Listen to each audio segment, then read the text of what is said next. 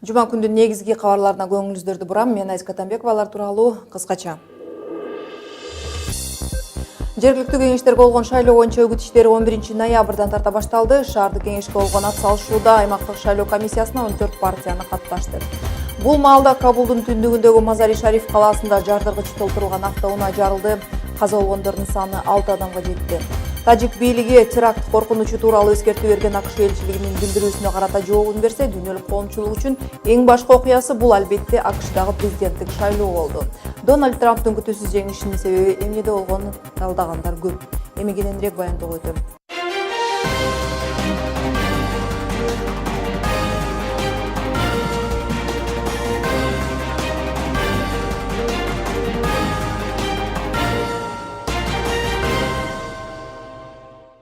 Оолу Кыргызстандын өзүндө болуп жаткан кабарлардан жергиликтүү кеңештерге болгон шайлоо боюнча үгүт иштери 11 ноябрдан тарта башталды. Мыйзамга ылайык шайлоо 1 ай калганда үгүт иштери башталат.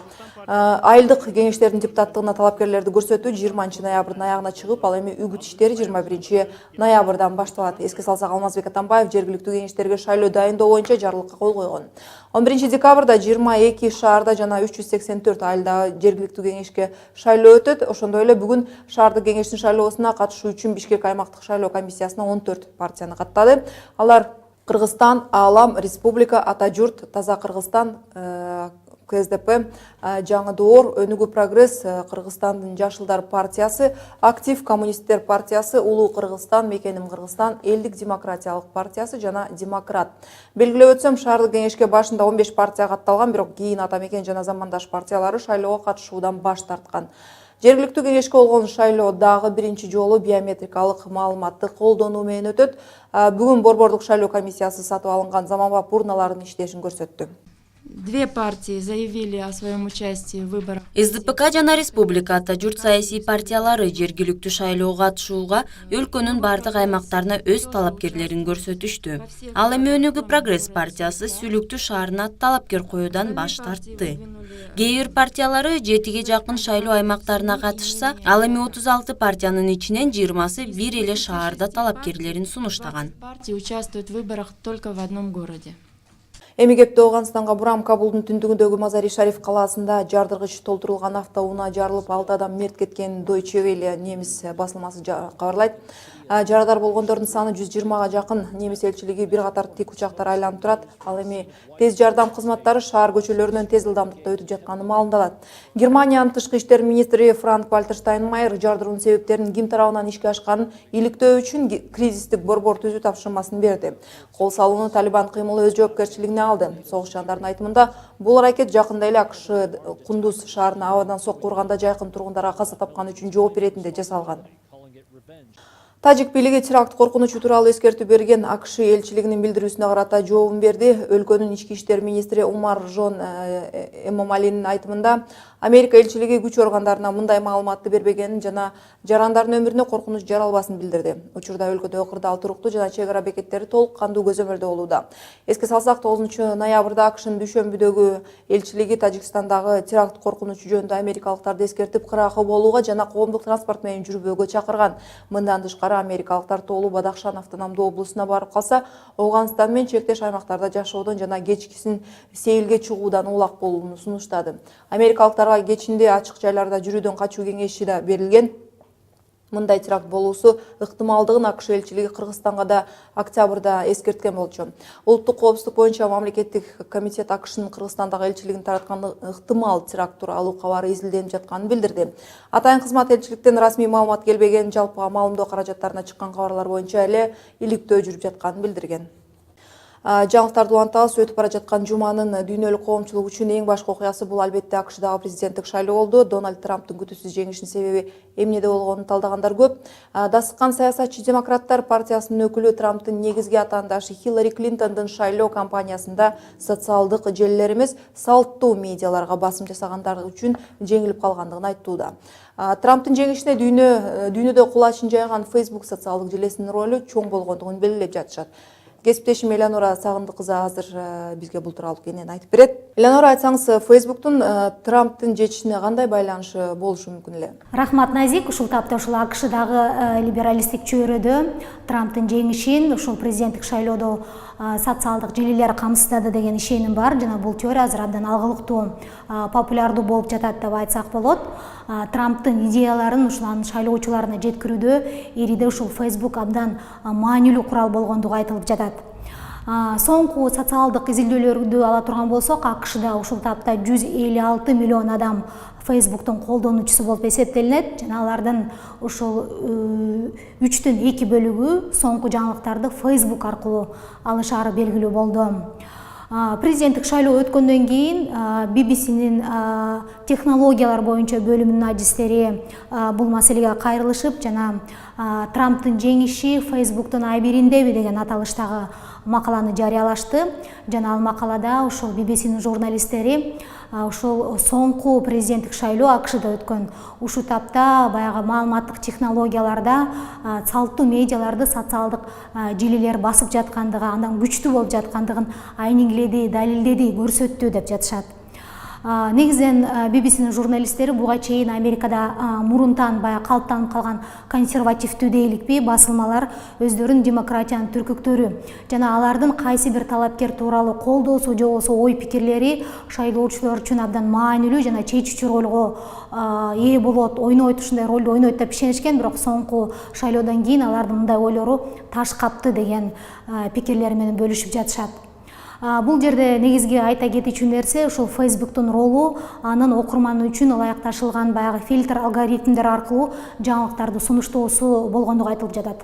Бул тууралуу Цукерберг Фейсбуктун Трамптын жеңип кетишине тиешеси жоктугун айтып чыкпадыбы? Жүйөлөр тууралуу кененирээк токтоло кетсеңиз. Ооба, албетте, мындай Фейсбукка тийиштүү мүнөздүү сөздөр айтылгандан кийин Фейсбуктун негиздөөчүсү Марк Цукерберг атайын маалымат жыйынын уюштурду. Жана ал жерде Facebook эч кандай ошо шайлоонун жыйынтыгына таасирин бере албайт болчу. Бул деген акылга сыйбаган нерсе. Мында ойлорду таратып жаткан адамдар ушул шайлоо кампаниясы маалында Трамптын тарапкерлери кандай маалыматтарды тараткандыгы тууралуу анча кабары жок адамдар болушу керек деген ой менен бөлүштү. Бирок ошентсе дагы айта кетүүчү нерсе, быйыл ушул 2016 жыл эле жаз айларында жайга чейин Америкада ушул Фейсбукка байланыштуу бир аз ызы чуу болгон. Анда ушул Америкадагы айрым басылмалар Facebook жаңылыктарды тандап жана өзүнүн окурмандарына таратууда, баягы тренд сыяктуу жаңылыктарды бир аз бейтараптыкты кармабайт деген кинелерди койгон болчу. Facebook албетте мындай айыптоолорду четке каккан, бирок көп өтпөй эле жаңылыктарды топтоп жана жаңылыктарды сунуштай турган өзүнүн командасын тараткан болчу. Жана андан ары жаңылыктарды ушул лентага кое берүүдө математикалык алгоритмге негиздеп иш кылып калган. Бирок бул нерсе деле өзүн актаган жок. Анткени андан кийин ушул математикалык баягы автоматтуу түрдө алгоритм менен жаңылыктарды таратууда бир аз калпсыздыктар кетти, такталбаган маалыматтар дагы кетип, бул тууралуу дагы сындар айтылган болчу. Бирок ошентсе дагы Цукерберг ушул бүгүнкү күнгө чейин Фейсбуктун дарегине айтылган шайлоого байланыштуу эч бир айыптоолорду мойнуна алган жок. Бирок дагы бир нерсе абдан баса белгилеп кетүүчү нерсе, буга чейин Цукерберг ушул Трампка байланыштуу талапкер катары анча деле баягы жылуу жумшак сөзүн айтпаса дагы, шайлоонун жыйынтыгы чыккандан кийин баягы бир аз Трампка байланыштуу оптимисттик маанайда сөздөрдү айткан болду. Бирок ошол эле убакта ушул Фейсбуктун негиздөөчүсү анын медициналык камсыздандырууну жакшыртуу жана адам аралык байланышты мындан да күчөтүү боюнча анын пландары өкмөттүн колдоосуна муктаж эместигин баса белгилеп өттү. Кыргызстанда деле интернетте өзгөчө Фейсбукта АКШдагы шайлоо темасы абдан көп сөз болгон темалар болду. Кыргызстандагы Фейсбук колдонуучулары Клинтон менен Трамптын кимисине көбүрөөк тартканы байкалды. Ооба, албетте, баягы АКШда өткөн президенттик шайлоо Кыргызстанда дагы абдан негизги темалардан болду. Бул тууралуу абдан кызуу талкуулар жүрдү.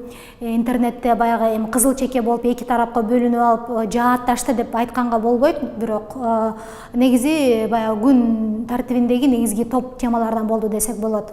Эми ачыгын айтканда Кыргызстандагы ошол интернет колдонуучулары негизинен Клинтонго эле баягы жан үрүштү, жан тартышты. өзүңүздөр билесиздер, ушул Клинтон Кыргызстанга бир эмес, бир эки жолу келип кеткен болчу. Баягы кыргыз коомчулугуна таанышыраак талапкер десек дагы болот.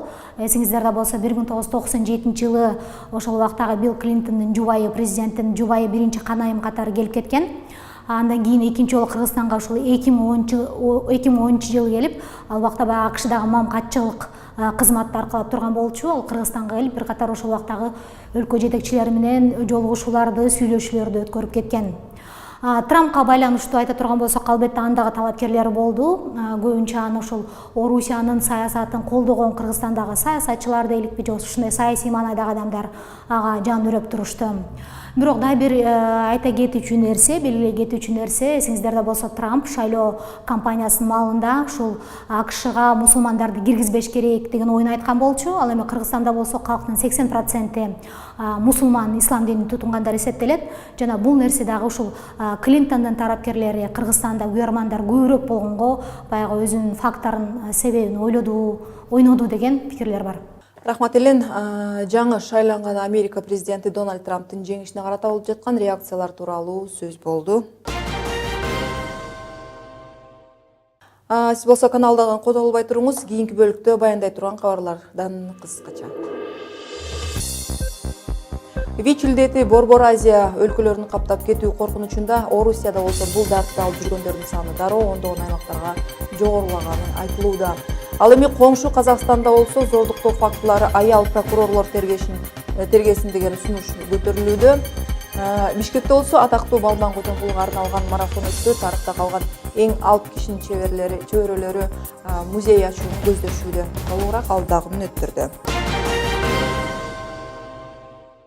Орусиянын ондогон аймактарында ВИЧ дартын жуктуруп алгандардын көрсөткүчү жогорулаганын саламаттык сактоо министри Вероника Скворцова билдирди. Айрыкча Екатеринбург жана Свердлов аймагында басымдуулук кылаарын белгиледи. Министр айымдын маалымдашынча, инфекцияны жуктуруп алгандардын саны өлкө боюнча тегиз эмес, ошентсе да дартты алып жүрүүчүлөрдүн 57% көбүнчө баңгизат аркылуу жуктурат.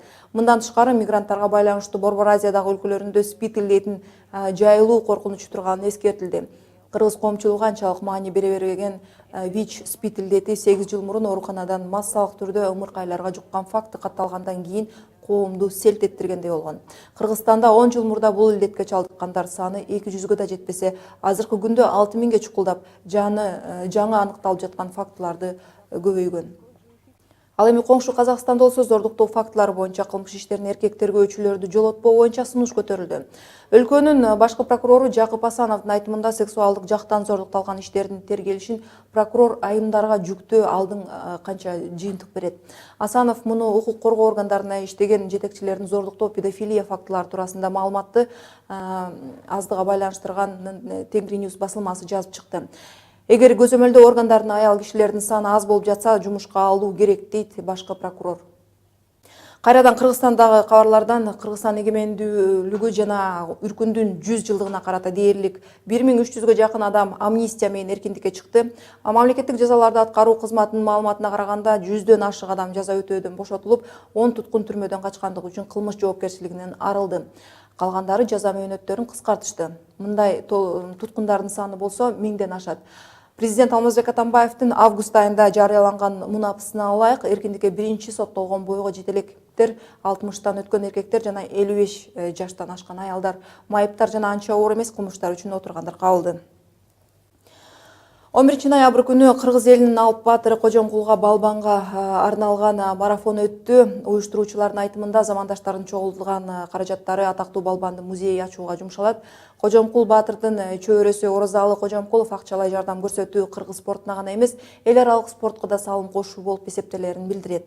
Эң башкы максатыбыз ушу фонддун марафондун башкы максаты мындай болуп атат. Биринчи ушул спорт сарайына Кожомкул атабыздын музейин ачуу болуп атат да. Мына ушул чоңураак бир жакшынакай бир музей куралы деген оюбуз болуп атат да. Анан экинчи максатыбыз Кожомкул атындагы эл аралык сыйлык уюштуруу. Анткени карап көрсөк, негизи спорт чөйрөсүнө арналган бир дагы сыйлык жок экен да. Биздин эң башкы максат кино болуп атат. Кожомко атабыз жөнүндө көркөм тасма тартуу. Буга чейин Баатырдын жакындары саналаштары айтып берген окуялары камтылган Кожомкул балбан баяны аттуу китеп жарыкка чыккан. Сусамырдын визиттик карточкасы болгон Айтылуу балбандын жаш кезинен эле жылкыларды куйруктан силкип токтотуп, колундарды колтугуна кысып чакырым жерге көтөрүп, аттакаларды жалгыз колдоп кабыштыра ийип, чала кургаган тал теректерди суусун чыгара кармап, көлөмү торпоктой болгон таштарды көтөргөн эрдиктери эл эсинде сакталуу. Сиздер 11 каналында кабарлардын топтомун уктуңуздар. Мен Айска Тамбекова. Эс алуу күндөрүңүздүн жакшы маанайда өтүшүн каалайм. Кайрадан ободон амандашканча саламатта туруңуздар.